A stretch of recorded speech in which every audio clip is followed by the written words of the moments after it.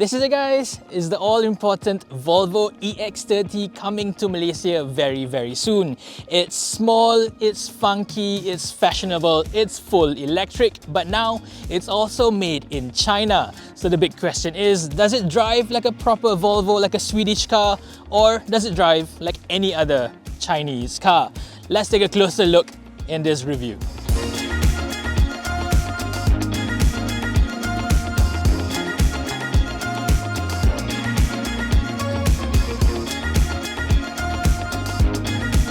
So guys, the Volvo EX30, this is a bit of a different product for Volvo.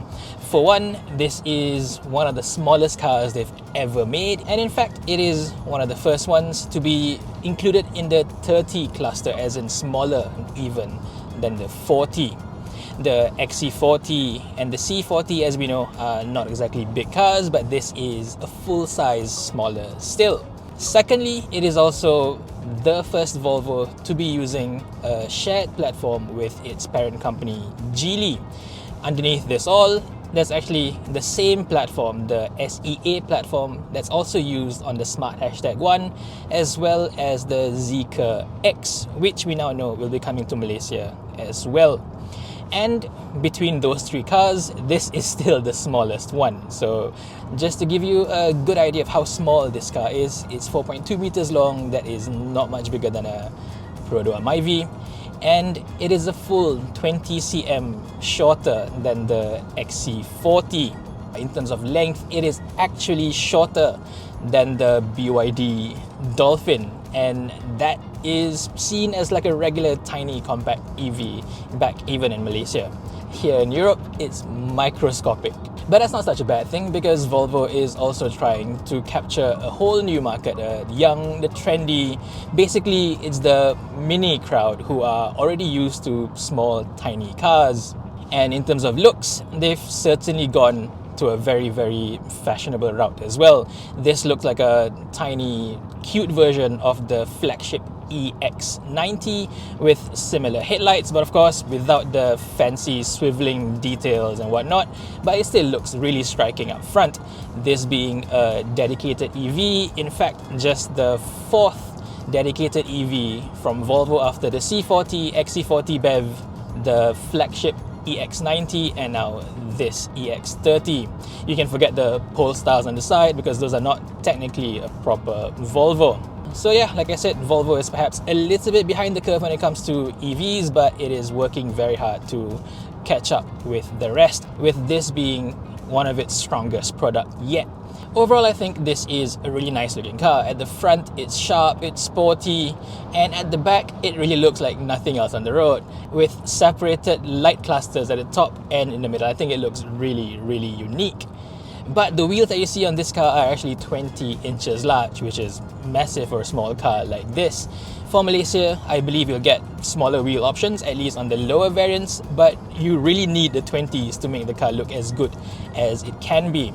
Moving on inside, this is a huge, massive departure for Volvo. It is still nice, modern and plush, but it has veered towards the dreaded Tesla or Chinese company method of just having a big, massive, giant screen in the middle and practically no buttons elsewhere.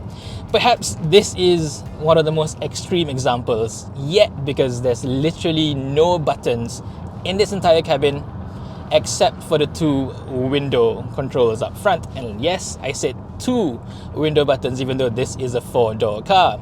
This uses two window controls, and to control the rear windows, you actually have to press a separate button first. This is similar to what we've seen on the Volkswagen ID3s and ID4s. I don't think it's the right way to go. But then again, I guess it does save on a few bucks on having separate switches. My biggest gripe, however, is the fact that everything else is on this massive screen over here, perhaps even more so than in a Tesla.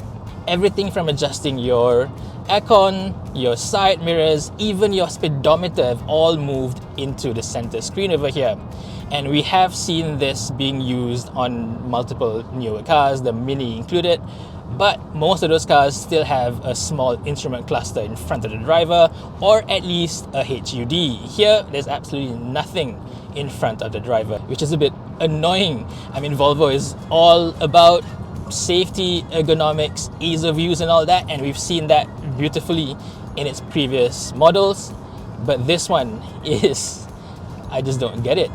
As it is, I'm driving around looking straight, but just to check what speed I'm going at, I have to avert my eyes from the front to the side over here. Yeah, I'm not a big fan of that at all. I think along the way, Tesla started this ball rolling and everybody else figured might as well just join them. I don't agree with that at all.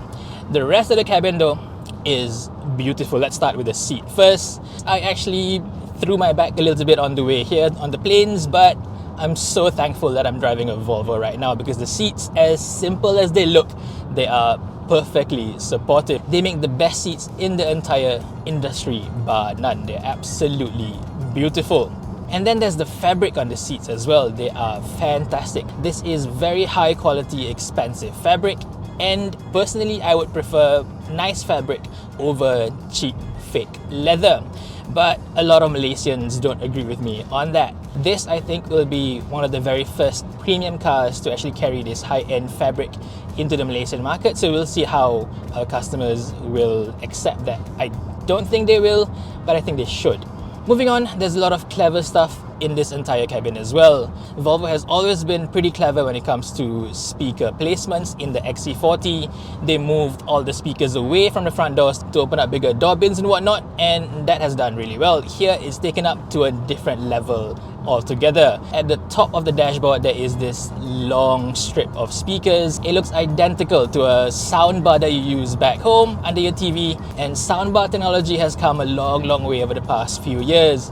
On this car, it actually sounds pretty decent, if a little bit too centered, too forward, but at least on this higher end Harman Kardon system, it's driven by a 1000-watt amp, and you actually do get rear satellite speakers at the back in the rear doors as well. It sounds decent. I wouldn't say they sound great, but decent. Next, let's talk about build quality. Now, this may share the exact same platform as the Smart #1, but I'm very happy to report it does not feel like a Chinese car at all. Inside here, everything feels very nice. I wouldn't say the materials feel extremely expensive or posh, but there is still that air of quality, that European air of quality in here, even more so than, say, the latest Mini Cooper, the J01, that's made in China. This is made in China as well, by Geely in fact, but it does still feel a few rungs above the Smart #1. That's always nice to know. The various textures used here is really nice as well. You've got this granite structure on the side. The door handles especially feel really expensive. It feels like it is a single piece of metal, real metal. Yeah, it feels really good, and they use the same one in the back as well. There's no cheaper materials over the rear cabin. But moving to the back, it is tiny. Like I said, this is a small car, and me, as you know, not a tall person, 167 centimeters tall. I have a little bit of legroom left sitting in the back, a bit of headroom left, but the seat itself is not very comfortable. It has the usual high floor issue with most EVs, and the backrest is fairly upright as well. Not the most comfortable, but then again, this is designed primarily as a city car for you to drive around to the nearest supermarket, to the shopping malls, drive your friends, maybe bring your pets, bring your kids. I think it should be fine for that. At least for you and your partner sitting in front, they are wonderfully comfortable seats. One last thing before we talk about the drive is the boot space. There's just slightly over 300 liters of space back there, not especially big, but there is one really cool feature. If you lift the tailgate, there is this small plaque that shows exactly what will fit and what will not fit. It shows the exact measurements of the available space. It can go all the way up to 1.76 meters, but that is with the rear seats folded flat and even the front passenger seat pushed all the way forward and reclined forward as well. But apparently that's still big enough to fit even your largest golf bags, a potted plant, massive luggage bags, and so on. So in terms of practicality, this isn't the best car out there. I mean, it's a tiny car after all, but it could be worse. Now let's talk about the drive. The EX30 comes in two different flavors, rear-wheel drive and all-wheel drive. The rear-wheel drive gets a single electric motor powering the rear wheels, and that is rated at 272 PS and 343 Newton meters of torque. If those set of numbers sound familiar to you, that's exactly the same as what's used again on the Smart #1, down to the last number. On this EX30, because it is smaller and lighter than the Smart, it can go from 0 to 100 in 5.3 seconds. That is amazingly quick for a car like this. With a battery pack of 59 kilowatt hours, this is rated to have a maximum range of around 476 kilometers on a single charge. I think that's pretty good. That's higher than the Smart as well. But of course, taking up all the headlines is the performance version. This uses the exact same rear motor but adds on a separate motor now powering the front wheels for a through-the-road all-wheel drive setup. Twin motors now, the total output is pushed up to 428 with over 500 Newton meters of torque. 0 to 100 now drops to just 3.6 seconds. That is unbelievable. I don't think anybody needs a city car that can go from 0 to 100 in under 4 seconds, but here we have a Volvo of all brands capable of doing it in 3.6. That is unbelievable. Like the Smart, the EX30 is primarily rear-wheel drive, with the all-wheel drive version only coming in when the rear tires lose traction. Most of the time when you're driving around, it's purely rear-wheel drive to keep efficiency levels higher. So even with the much higher performance levels, the all-wheel drive version is still rated to do about 450 kilometers on a single charge with the same battery pack. I think that is very, very good. There's very little penalty when it comes to range, even with a much higher performance. How does it actually feel like to drive? Well, I can't really tell you right now because I'm driving on a foreign road with very strict road rules, so there's hardly any opportunities to actually try out the performance. From what I can gather, however, it feels very, very smooth, very nicely calibrated, and the brakes especially deserve a special mention because they feel extremely natural. It feels like you're driving a regular petrol or diesel car. There's hardly any of that unnatural wobbly feel through the brake regen system, and the transition between brake regen and physical disc brakes, beautiful, absolutely seamless. Volvo hasn't had the best track record when it comes to brake feel, but they've absolutely nailed it with this one. As for charging, it is a bit of a mixed bag. This car has an 11 kilowatt onboard charger, which is a step below the Smart #1's full 22 kilowatt pack. So going from 0 to a full charge back home with a wall box will take around 8 hours or so, instead of taking mere 3 hours with a 22 kilowatt OBC. That's a bit of a shame. But for DC fast charging, this can go up to 153 kilowatts, so about as fast as other EVs in this segment, so that's fine right there. It can go from 10 to 80% SOC in just under 30 minutes. Nothing to shout about the same as pretty much most other EVs out there. Now let's talk about ride and handling. Now this isn't something that's usually outstanding when it comes to a Volvo model, but believe it or not, this is very clearly the highlight of the EX30. Well, maybe besides design, but you know what, I'm driving the car, so I'm going to talk about how it drives. It is so well balanced, much more so even than the Smart #1.